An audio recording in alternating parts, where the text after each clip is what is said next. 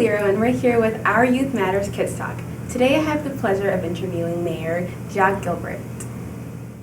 Hello, Jacques Gilbert. How are you today? Oh, I'm doing great. How are you? I'm doing well. All right, Thank good. you so much for taking time to do this interview. I guess we'll just go ahead and jump into the questions. I had a really great time doing some research on all the work that you've been doing in Apex for so long. So my first question is, what was your journey to becoming the mayor of Apex like? Oh my goodness, I don't have enough time on this show, but Yeah. it was a very interesting journey. And I'll start out by saying there were two things when I was a young man that I said I would never do in life. One was become a police officer, and then the second thing, become a politician. Yeah. And so I've checked both of those boxes, and it's been incredible, like you said, from one to the other. And so I would say, being a police officer for 29 years and retiring to the rank of captain, I think it prepared me for this new journey of the mayor of Apex. So Yes. a lot of interesting stories along the way, but I would say one complemented the other. And you wouldn't say that, like, what specifically motivated you to, let me go ahead and become mayor? Like, since that wasn't your first choice, what exactly led you to becoming mayor? I think what it was for me was really having that passion as a police officer and really having fun with it at the same time. Yeah. The fun was really seeing the change in people that I was able to interact with and help them along the way. And that was just fulfilling. Like, I really loved that. And when I reached my 29th year on the police department, and I said, this is it, when it's time to go. I was just looking for my next thing. Yeah. And, it was out there. And a young man in a barbershop who was actually a pastor said, hey, you're going to become the mayor of Apex. And I said, no, I'm not. I don't even like politicians. I don't And like was that politics when like you that. were into, when you were a police officer? That was when I was in okay. police. That was 4 Wow. years before I retired. Wow. And I said, no way, sir, I have no desire. And so when I made my announcement that I was running for the office, he called me. He said, I thought you weren't interested in becoming the mayor. Yeah. So for me, it was, wow, he saw it. He saw something in me and that I didn't see in myself. And that was really when I first thought about it. I was like, I don't have a political background, but I really want to do this because this is my hometown. And I just want to take a step up and continue to do great things and help more people with the influence of the mayor's office. And here we I are. love that. Yeah. That's amazing. Yeah. Which leads me to the next question that I had. I saw in a couple of your interviews that you did before that you just decided to show up for the people That's of right. Apex. And what exactly do you think are some key characteristics of a good leader? I think the key characteristic is having the heart to serve people. That's really what it's all about. I think we all are placed here to serve. And going back to my role as a police officer, that's what I looked at it. It wasn't about making a lot of arrests. It was really about how can I help my fellow neighbor. And the same is with the office of mayor and being a leader. Yeah. It is not about you. It's about you serving the people. So I think the heart to serve is the most important thing. And the other thing is, again, not being selfish. Yeah. It's all about your neighbor. Yeah. And all leaders should look at the office that way. Yeah. Yeah. And are there any things in your childhood that you would say shaped your beliefs on being a good leader? Any role models? Yeah. Well, I'll start out by talking about the time in church. So my parents made sure I was in church every Sunday and every Wednesday and Friday and Me then too, Sunday. yeah. So that was always the case. So I think it gave me really a good ground of who I need to be and the heart to serve. But then my father is my hero. He really showed me work ethic. He worked for the town of Cary, which is the next town over from Apex, and he started out working, just working in sewage, and building himself up. He became an operations manager and really showed me that hard work and just being committed really pays off. So I would say that's another quality of a leader as well, just having a good work ethic. Yes. Yeah. And then, how do you make everything about the people? During my research, I saw that you do a lot of things for the community first off, and the skateboarding park that you started off, which is amazing. How exactly do you make sure that how do I say this? The motto that you have, which is making everything about the people. How do you do that actively? Yeah, well, again, it's all a puzzle how I see it in people and places and things, and I think there's a time and an appointment for each individual. And it's just a matter of recognizing that and just showing up. And you may not know what the exact assignment is, but when you show up, it'll all start taking shape. And that's what happened for me with this skate park story. It was all about a problem-solving opportunity, and this young man was really crying out for help. And me showing up as a police officer and telling him, "Hey, you can't skateboard in your own driveway, and we have an ordinance against you making that much noise." So I drove off, and I got 2 blocks down the road, and it just didn't sit well in my heart.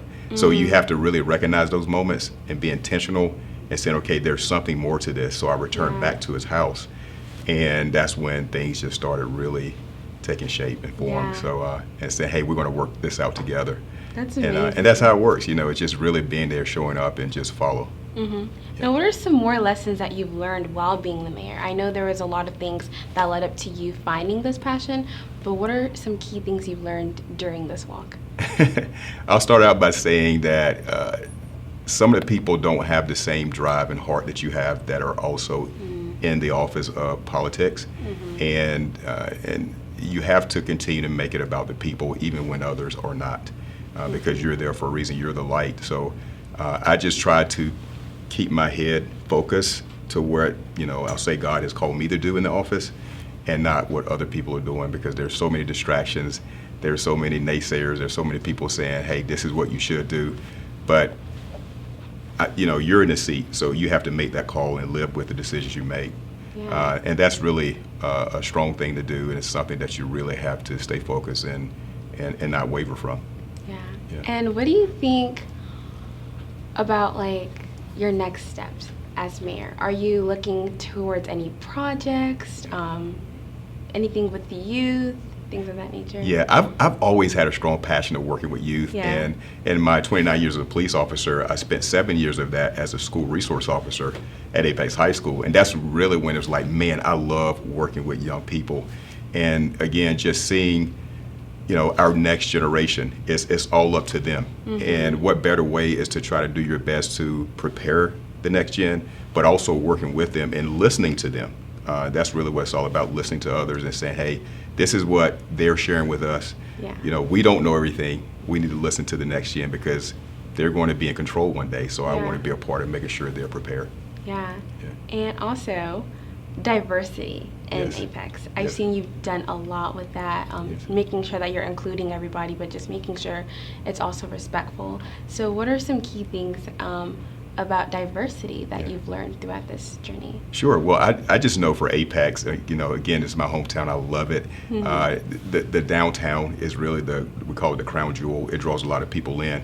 But what I'm noticing today compared to the time when I was growing up is just that diversity. And, you're hearing the different languages as people are walking down, they're eating in restaurants. And you ask them a question, hey, where are you from? And they, I hear from New York to Africa. Everybody's talking about they transition to Apex in the Triangle area.